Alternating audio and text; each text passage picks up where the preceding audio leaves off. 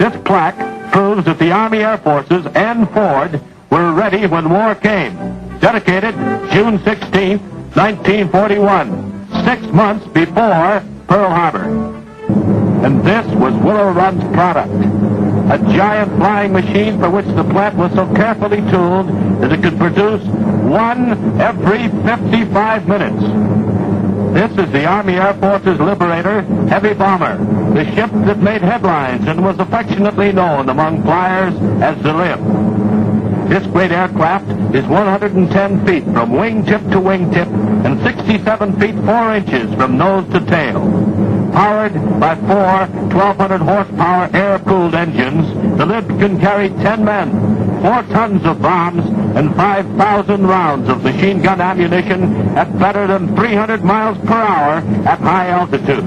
The B-24, as it is officially designated, can fly 3,000 miles non-stop. It was believed impossible to build a bomber as big as the Liberator in an hour. In fact, in several hours. Even the conception of a plant such as this was viewed with considerable skepticism. But the people at Ford have vision as well as skill. They have always planned and worked on a broad scale, have always struck out on pioneering paths, and they're wise in the ways of mass production.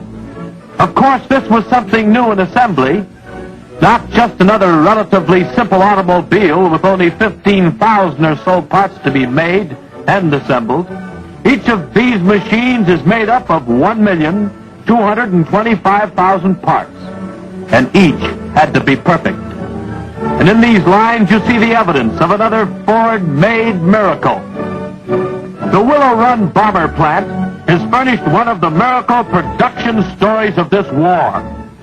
It produced 8,685 bombers in a steady stream, relentless, unceasing, on time, as methodical as a great river fed by its tributaries.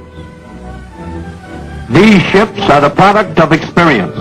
Constant changes, some dictated by service conditions, have given to the Army Air Forces bombers that fly farther, faster, and higher, with the result that the final marbles look far different than their older cousins.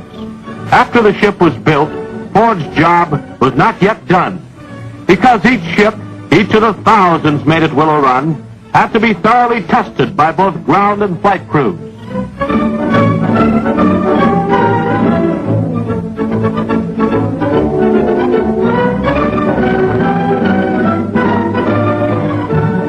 The 50 caliber machine guns were fired, and steel bullets buried themselves in the sandpit.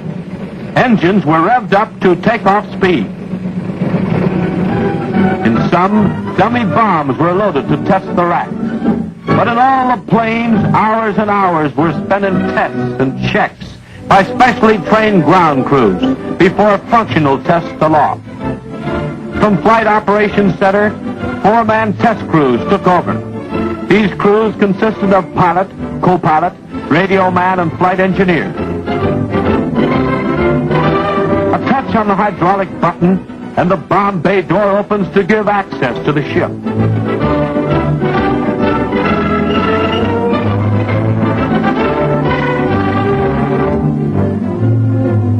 Engine start.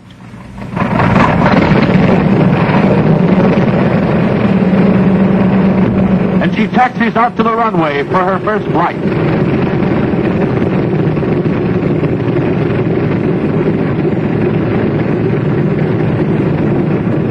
The big ship gathers speed rapidly, racing down the runway for a full power takeoff.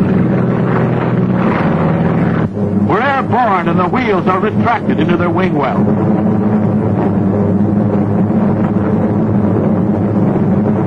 In the air, the belly turret is lowered and tested.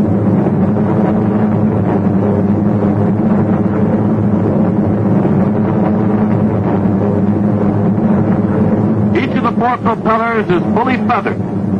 When the pilot readjusts the blades, the rush of wind will again start the engine.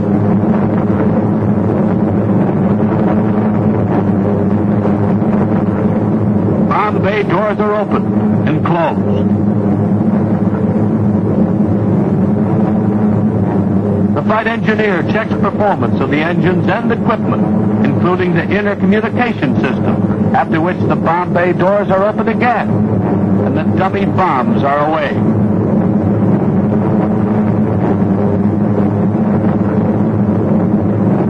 Test completed, our ship peels off.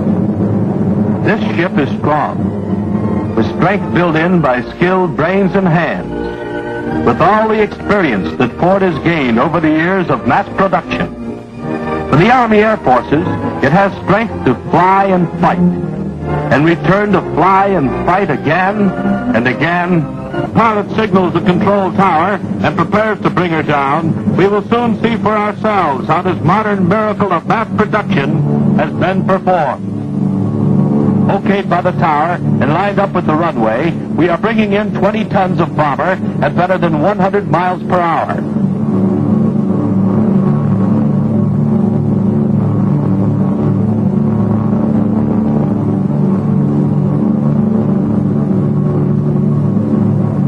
We're down on solid concrete. The pilot again calls the control tower and is assigned a position on the apron.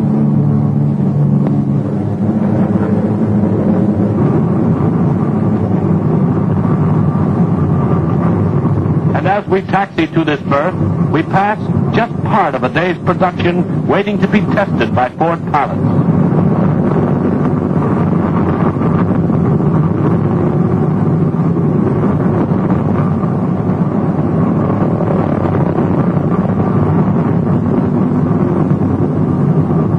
The flags wave our pilot to his position, and we are grounded at fabulous Willow Run.